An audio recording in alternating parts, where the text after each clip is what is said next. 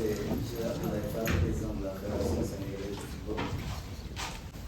Donc, mesdames, messieurs, chers membres de la presse sénégalaise, chers membres de la presse internationale, messieurs les membres du comité exécutif de la Fédération sénégalaise de football, Excellence, monsieur l'ambassadeur du Sénégal en France,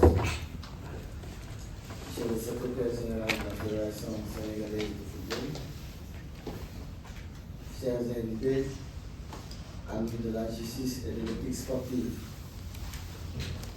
nous avons convié ce matin ici à Paris parce qu'on a, comme on a l'habitude de le dire, l'heure est grave. Le 17 mars dernier, depuis ses bureaux, le jury d'appel de la CAF a décidé de rayer d'un trait de plume la victoire héroïque de nos Lions, acquise sur le terrain de Rabat, attribuée cette victoire au Maroc. Face à ce qui s'apparente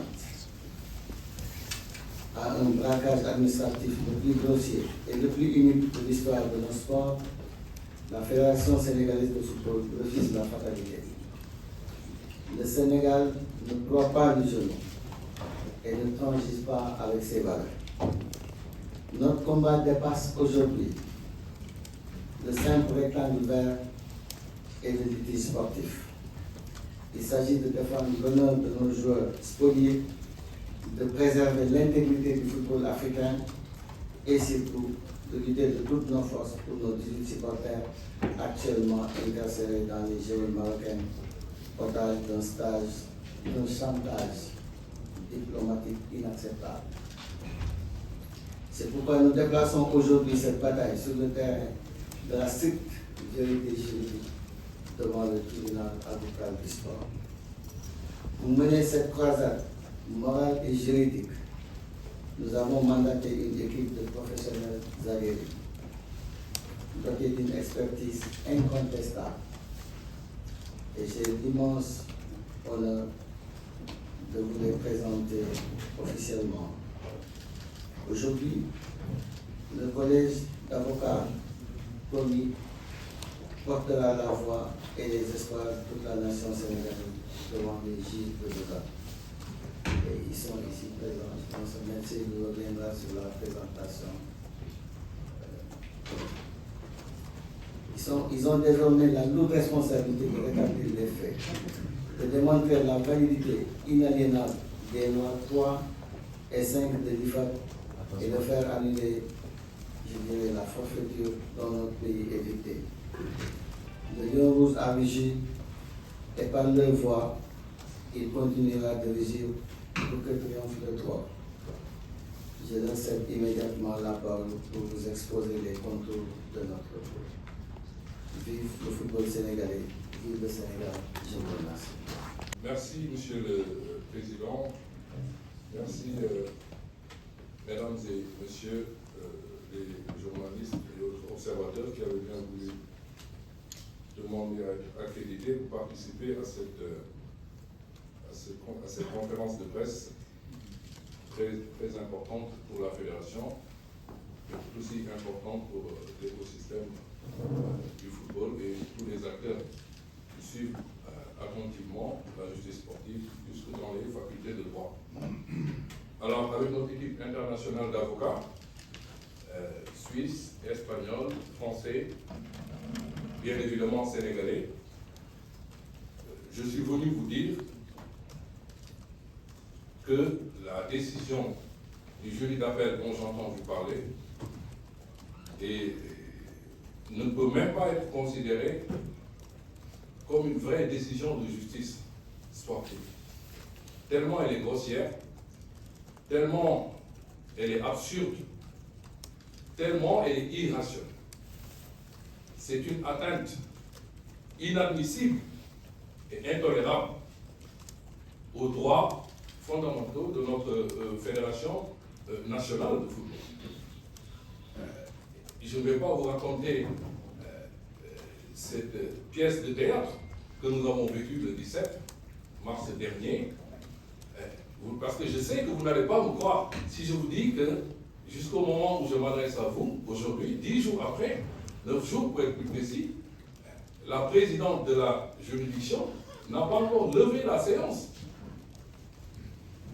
Elle nous a convoqués à 7 h du matin, en plein ramadan. On s'est levé à 5 h, on est allé au siège de la fédération, il y avait le dispositif avec le secrétaire général. On était prêts, l'audience a été reportée de 2 h, 3 h, en plein milieu de la nuit, sans que nous n'ayons été informés au préalable. Mais je vous assure, sur la foi de mon serment, je n'ai que des confrères autour de moi, 6 à 7 minutes de plaidoirie préliminaire, introductive, où je présente le secrétaire général de la fédération, où je résume la décision fantastique du jury disciplinaire en première instance qui donne raison au Sénégal. Elle me pose deux questions. Pourquoi le mémoire d'appel que nous avons fait en première instance n'a pas été notifié par la CAF? Je dis, je ne suis pas encore dans l'administration de la CAF et ce n'est pas à nous de le faire. Selon les règlements, c'est à la CAF de notifier au nom. Alors, le système continue comme ça. Elle pose 2-3 questions à nos adversaires et elle nous dit on va vous mettre en salle de tombe sur la réunion Zoom. On va suspendre les choses et on va revenir pour continuer l'audience. Et voilà que je me retrouve en face de vous à vous expliquer une décision qui m'a été notifiée tard dans la nuit. L'audience n'a pas de temps. Et je ne vais pas jusqu'à vous dire que ce sont les Marocains qui nous ont informés qu'ils sont rentrés chez eux parce que le jury disciplinaire leur a dit sur Zoom qu'en fait l'audience était terminée. Alors, c'était une information tellement incroyable et abracadabrantesque que j'ai demandé au secrétaire général d'aller voir le président de la fédération immédiatement. Parce que je lui ai fait le compte rendu. Il ne m'a pas cru. Il m'a dit non, mais ce n'est pas possible.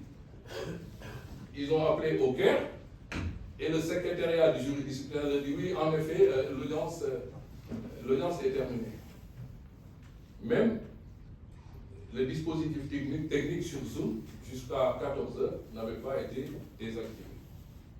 Voilà les circonstances dans lesquelles les droits fondamentaux à un procès contradictoire à être entendu, consacré et établi par tous les instruments juridiques internationaux de promotion, de protection des droits de l'homme, le pacte international sur les droits civils et politiques, la charte africaine des droits de l'homme et des peuples, la convention européenne des droits de l'homme, la cour interaméricaine des droits de l'homme, tout ce qui fait la dignité humaine, la protection des personnes physiques, des personnes morales, avant d'être jugées. Voilà comment les droits de notre fédération ont été violés. C'est pour ça que je dis, c'est plus qu'une décision de justice, c'est un attentat aux droits de la défense et on se chargera de bien expliquer cela à la juridiction arbitrale qui va trancher cette affaire en dernière analyse. Mais comme vous le savez, ce n'est pas seulement un attentat contre la fédération et à ses droits. C'est un attentat au football. C'est un attentat à la discipline sportive. Parce que remettre en cause l'intangibilité de la décision arbitrale, violer de façon aussi effrontée les lois 5 et 6 du jeu, mais c'est s'attaquer à la discipline. Vous vous rendez compte que ce que le Maroc a fait faire à la CAF, que ce soit par surprise, que ce soit par malice, que ce soit par un autre procédé, si le monde du football le laisse faire, si le TAS laisse faire cette situation, le vainqueur de la prochaine Coupe du Monde de football pourrait se décider également dans les cabinets d'avocats parisiens, américains, africains. C'est plus la peine de faire les académies de football, former de grands avocats pour avoir des étoiles sur vos maillots. C'est ça le sens de la décision. Et voilà pourquoi je pense que la fédération a été très inspirée de faire confiance à des avocats plus expérimentés, prestigieux, qui sont autour de nous, qui ont déjà fait leur preuve partout dans le monde, dans d'autres pays, pour que nous ayons gain de cause devant le TAS. J'aurais pu me limiter à cet aspect des violations extravagantes, récurrentes des droits de notre fédération. Mais comme je suis venu vous parler de la décision scandaleuse du jury disciplinaire, je vais vous dire une dernière chose qui n'est pas connue du grand public, parce que pour des tas de raisons, mais qui n'est pas incompatible avec la procédure d'arbitrage qui est en cours. Il faut savoir que le Maroc a demandé 4 choses à la CAF. Que ce soit en première instance, il a perdu, que ce soit en appel. Les 4 choses, c'est de constater que l'équipe du Sénégal s'est retirée. Le constat a été fait par le jury disciplinaire. La deuxième chose qui a été demandée, c'était, le Maroc voulait qu'on constate la victoire 3-0 sur tapis vert. Je ne vais pas revenir sur la question de 82, 83, 84, ça c'est une autre histoire qu'on verra avec les arbitres juges. Mais le Maroc demande le tapis vert et la CAF, par le jury disciplinaire d'appel, lui donne ce deuxième point, en même temps que le retrait qui est constaté. Mais le Maroc demande 2 choses encore plus importantes. C'est que le titre soit retiré à l'équipe victorieuse sur le terrain, qui est le Sénégal. Et le Maroc demande troisièmement que les médailles, que le prize money, que les récompenses lui soient données. C'est ça la demande de la Fédération royale marocaine. Et je vais vous dire aujourd'hui que les 2 dernières demandes ont été rejetées par le jury d'appel. Le jury d'appel, dans le dispositif qui nous a été notifié, a clairement indiqué qu'il rejetait toutes les autres demandes de la Fédération royale marocaine. Le tapis vert est constaté, 3-0. Le retrait de l'équipe du Sénégal, la violation est constatée, mais la demande de restitution du titre du prize money, la demande de couronnement du Maroc, elle est rejetée. Et si vous voulez vous en convaincre, il vous suffit de regarder le point 9 du dispositif. Alors, ça c'est quelque chose que vous ne pouviez pas savoir parce que vous n'avez pas consulté très certainement le mémoire d'appel et les demandes qui avaient été formulées par le Maroc.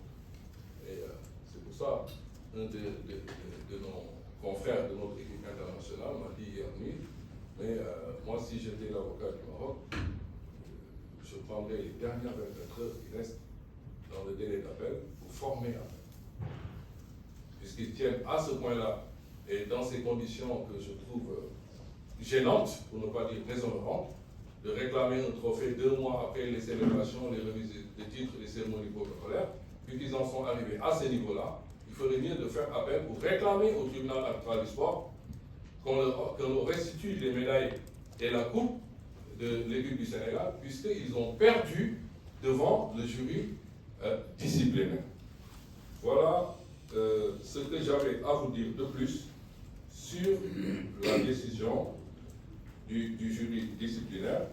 Et en conclusion, pour rassurer, ça on l'a déjà expliqué aux membres de notre fédération, pour rassurer les supporters, les sympathisants et ceux qui croient au droit, à la justice et à la protection des valeurs de la discipline sportive qu'est le football, que de ne pas s'inquiéter, il n'y a aucune décision à ce jour de la CAF, de son jury d'appel, qui ordonne à l'État du Sénégal, à la Fédération sénégalaise de football ou à la sélection nationale de restituer les médailles et de restituer le trophée acquis sur le terrain. Ces décisions n'existent pas.